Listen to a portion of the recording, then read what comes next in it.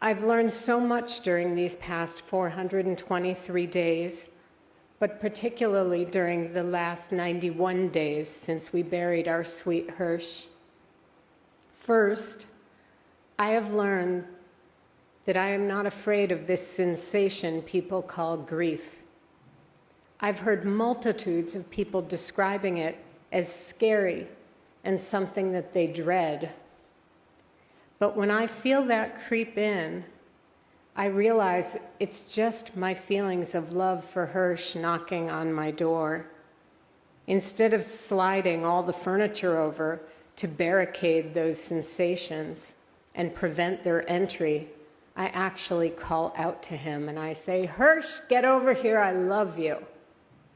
Now when I open my eyes in the morning, the first thing I do after I say that prayer I told you about is I say out loud, "Hirsch, I love you more than when I went to sleep last night. Be with me today, my sweet boy. Let me feel you and let me feel your light." I have learned that love never dies. It just keeps growing. It is glorious and it is miraculous. I love Hirsch more than I did this afternoon, and I feel him everywhere.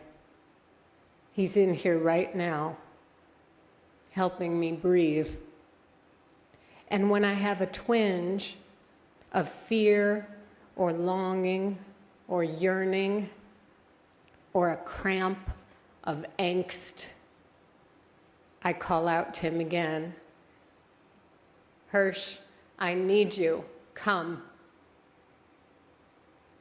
I have learned the confusing juxtaposition of experiencing being terrorized, traumatized, and in severe agony, while simultaneously having generosity, caring, benevolence, and grace showered upon me.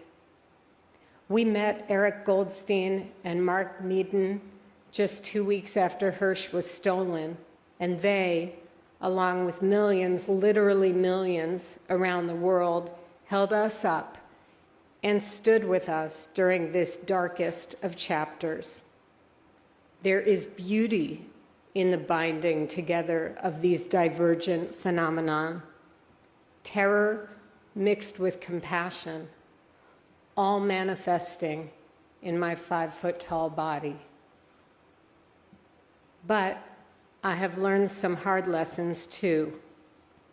Until October 7th last year, I was a naive person, and I thought that the world worked one way.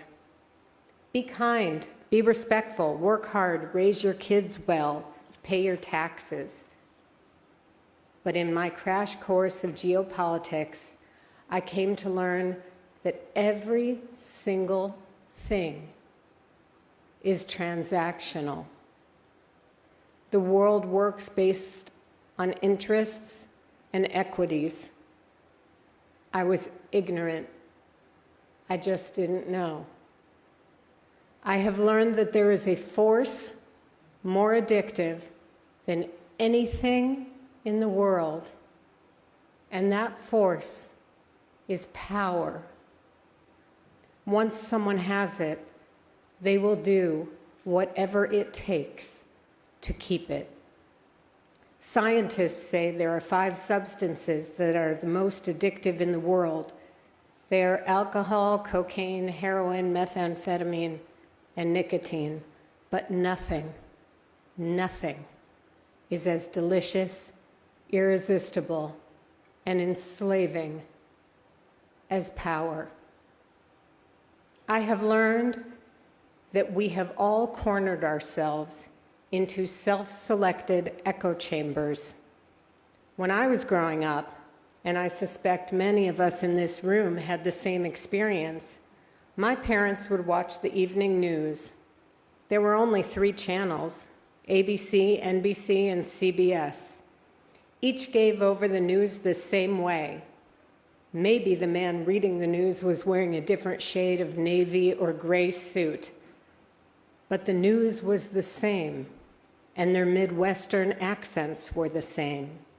So when people would gather together, whether at work, meals, or the corner bar, everyone could talk about what was happening in the world because we all had the same source material.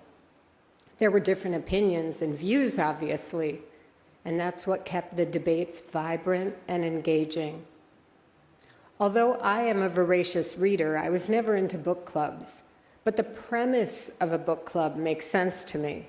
Everybody read the same book, and then we can talk about it.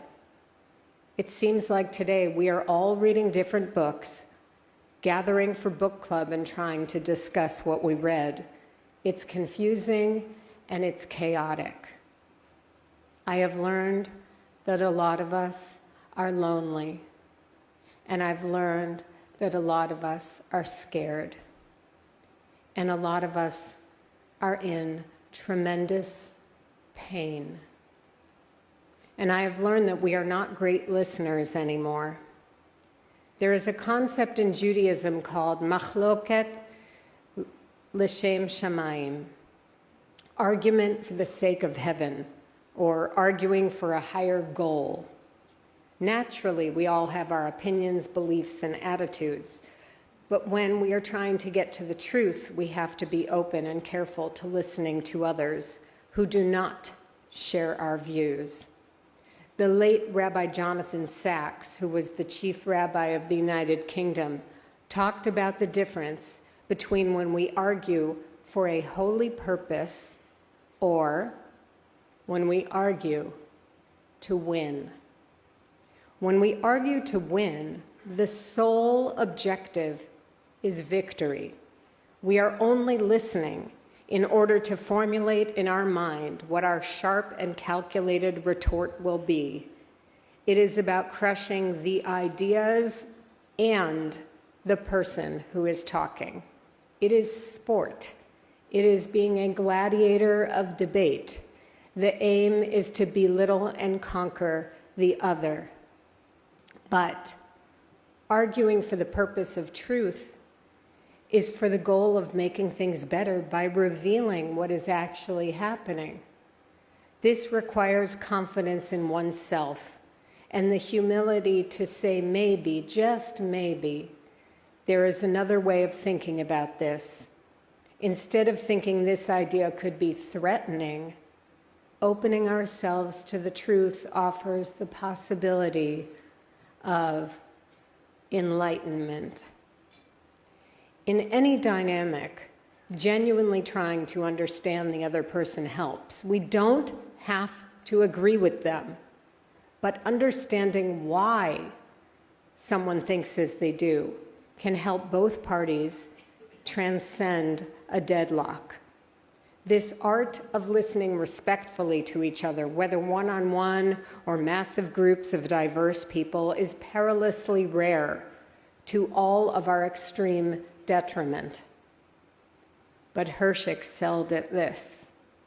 He found it fascinating and even exhilarating to talk to people who did not think like him, to try to find out why did they think that way. As John, our two vivacious daughters, and I try to navigate our way forward in our new world, I want to be intentional and to internalize and try to live out lessons I learned from Hirsch. I say often, it's not that Hirsch was perfect, although many of us parents like to think that about our children. But Hirsch was the perfect son for me. When I think of myself, I can't help but feel blessed. Yes, me, blessed and lucky. Obviously, losing Hirsch the way we did is dreadful and excruciating. But I am so privileged to have had him with me for 23 years and 3 days. And if the option was never having Hirsch in my life, or having him and losing him, and having this pain be the price, It is a price I would pay again and again. Yes, 1,000,000 times. Yes. God was so generous to give me my precious Hirsch, and I am forever grateful. But what is critical to me now is getting home the remaining 101 treasured hostages. It is absolutely doable. Do not let anyone tell you otherwise. As long as the people with power and influence decide that it is an interest and an equity for them. I am just a regular person, but I know that there are many in this room that have the ability to make this happen. And it might be that the only reason you do it is because it is righteous, it is holy, and it is the singular most godly act you will ever do in your life to help these innocent and beloved souls who are languishing in Gaza while we sit here. When I look ahead to the odyssey John and I are embarking upon for the rest of our life, I don't want Hirsch's death to be an anchor around my leg, dragging me down and drowning me. I want his exquisite life to be a compass that is ever embedded in my heart, guiding me forward, ever present, ever felt, ever illuminating my path. May we all be blessed with resilience, recovery, light, and hope. Always hope.